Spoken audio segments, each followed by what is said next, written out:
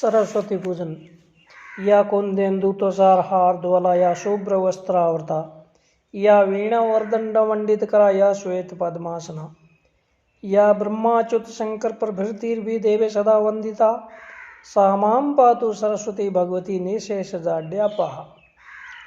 जो कुंद पुष्प चंद्र तुषार और मुक्ताहार जैसी धवल है, जो शुभ्र वस्त्रों से आवृत है, जिसके हाथ वीणा रूपी वरदंड से शोभित है, जो श्वेत पद्म के आसन पर विराजित है, जिसे ब्रह्मा विष्णु और महेश वंदन करते हैं, ऐसी निशेष जड़ता को दूर करने वाली भगवती सरस्वती मेरी रक्षा करे।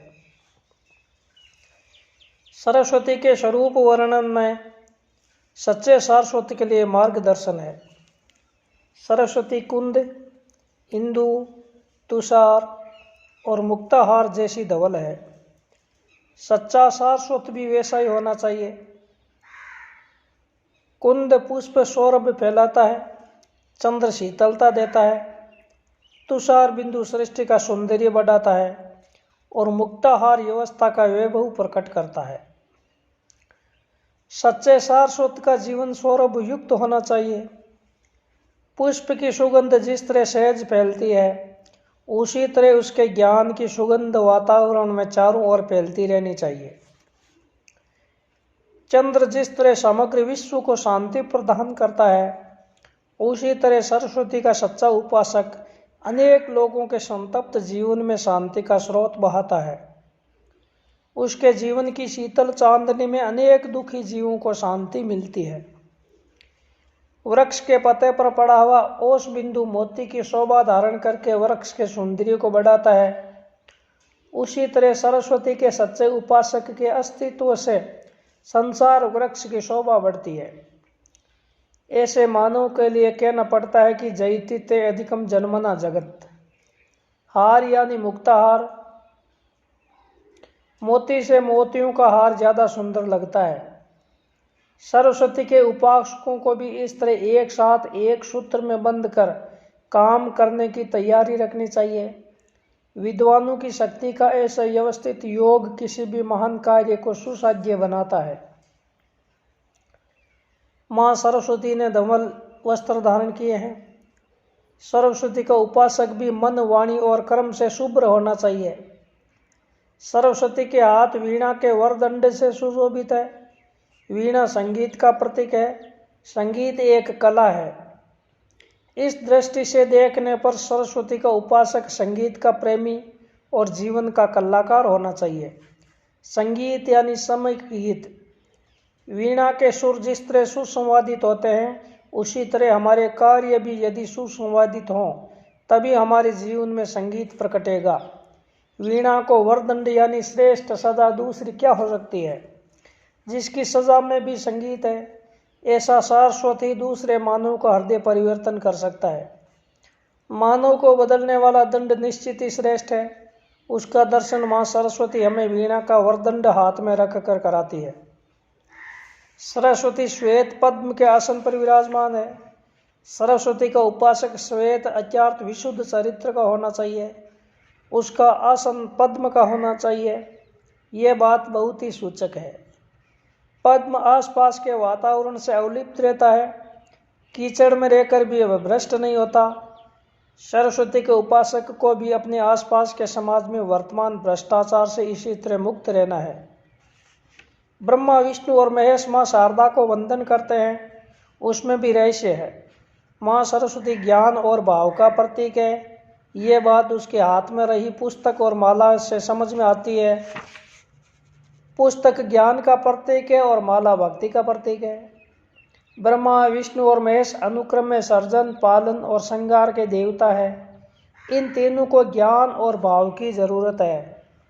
बिना भाव का सर्जन, बिना ज्ञान का पालन और बुद्धिहीन संसार श्रृंगार अनर्थ करता है। इसीलिए किसी भी कार्य के सर्जन में, उसके कार्य को टिकाने में और उस कार्य में घुसी हुई बुराई को दूर करने के लिए ज्ञान और भाव दोनों जरूरी है। इसीलिए किसी भी महान कार्य करने वाले महापुरुष को सरस्वती वंदना करनी ही चाहिए। मां सरस्वती हमारे जीवन की जड़ता को दूर करती है। सिर्फ उसकी योग्य अर्थ में उपासना करनी चाहिए। सरस्वती का उपासक भोगों का गुलाम नहीं होना चाहिए। दूसरों की संपत्ति देखकर उसके मन में लालच नहीं होना चाहिए। उसे निष्ठतापूर्वक अपनी ज्ञान साधना अखंड करते रहना चाहिए। विद्वान मानव को धन का अभाव कभी भी नहीं होना चाहिए।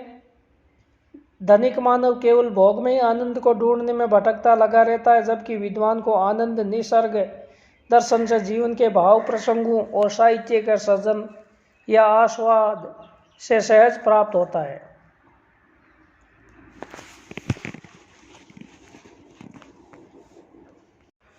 सरस्वती का वाहन मयूर है। मोर कला का प्रतीक है। सरस्वती कला की भी देवी है। 14 विद्या और 64 कला, ये सभी सरस्वती की उपासना में आती है। कला जीविका प्रदान करती है और विद्या जीवन देती है। इसी तरह सरस्वती हमारे समग्र अस्तित्व को आवृत करती है। सरस्वती के उपासक की प्रतिष्ठा समाज करे या न करे, परंतु ज्ञान के वाहक के रूप में सम्मान करके भगवान अवश्य उसे अपने मस्तिष्क पर चढ़ाएंगे। इस बात की प्रतीति भगवान श्री कृष्ण ने मोर पंख को अपने माथे पर चढ़ा कर दी है। श्रीमदाचार्य शंकराचार्य गोपाल कृष्ण को सुपिच्छ गुच्छ मस्तकम कहकर उसकी वीरदावली गाते हैं। समाज में मेरा योग्य समान नहीं होता, ऐसा जिस विद्वान को लगता हो, उसे इस संदर्भ में मोर और मोर पंख के बीच हुए संवाद स्वरूप यह श्लोक हमेशा याद रखना चाहिए। अस्मान विचित्र वपुस्तत्व प्रश्न लग्नात् कस्मादि मुंचसी भगवान यदि वा विमुंच रे नीलकंठ गहारु नीरियम तवेव गोपाल सुन मुक्टे भविति स्थित निर्णय। मोर पंख मोर से कहता है कि दीर्घ काल तक तेरी पीठ पर रहकर मैंने तेरी शोभा बढ़ाई है, मुझे तू अब क्यों छोड़ देता है? अथवा तू मुझे भले ही छोड़ दे, परंतु उसमें तेरा ही नुकसान है, तेरी शोभा नष्ट होने वाली है। मेरा स्थान तो भगवान गोपाल कृष्ण के मुकुट में है। अपना तिरस्कार करने वाले समाज को कोई भी सच्चा विद्वान उपरोक्त बात कह सकता है। समाज योग्य विद्वानों का सम्मान नहीं करेगा तो उसमें नुकसान समाज का ही है। विद्वानों को तो भगवान अपने सिर पर चढ़ाने के लिए तैयार है। इस बात को ध्यान में रखकर सच्चे विद्वान को बड़पन प्राप्त करने के लिए कभी किसी की खुशामद नहीं करनी चाहिए। लाचार या निश्चेज मानव को शारदा के मंदिर में प्रवेश नहीं मिलता। जीवन में तेजस्विता लाने के लिए सरस्वती की उपासना करना चाहिए। सच्चे सारस्वत को माँ शारदा के मंदिर की पवित्रता टिकानी चाहिए। शारदा के मंदिर में कला होनी चाहिए, परंतु कला के स्वांग में विलासिता को प्रवेश नहीं करना चाहिए। शारदा के मंदिर में विद्या होनी चाहिए, परंतु विद्या के नाम पर अविद्या नहीं बेची जानी चाहिए। शारदा के मंदिर में प्रेम होना चाहिए, परंतु प्रेम के नाम पर मोह नहीं उत्पन्न होना चाहिए। शारदा के मंदिर में दिव्यता होनी चाहिए, परंतु उन्मत्ता देखने को नहीं मिलनी चाहिए। शारदा के मंदिर में नम्रता होनी चाहिए, परंतु नम्रता का स्वांग धारण करके लाचारी नहीं घुसनी चाहिए। शारदा के मंदिर में प्राणों का स्मरण होना चाहिए, लेकिन निराशा के निश्वास नहीं निकलने चाहिए। शारदा नित्य यौवना स्तन्यदायिनी माता के समान है। वे अपने उपासक को जीवन देती है, उसके जीवन में कवन काव्य सर्जती है और उसमें अपनी शक्तियों का सच्चा अनुभव समझाती है। माँ शारदा को लाख लाख वंदन।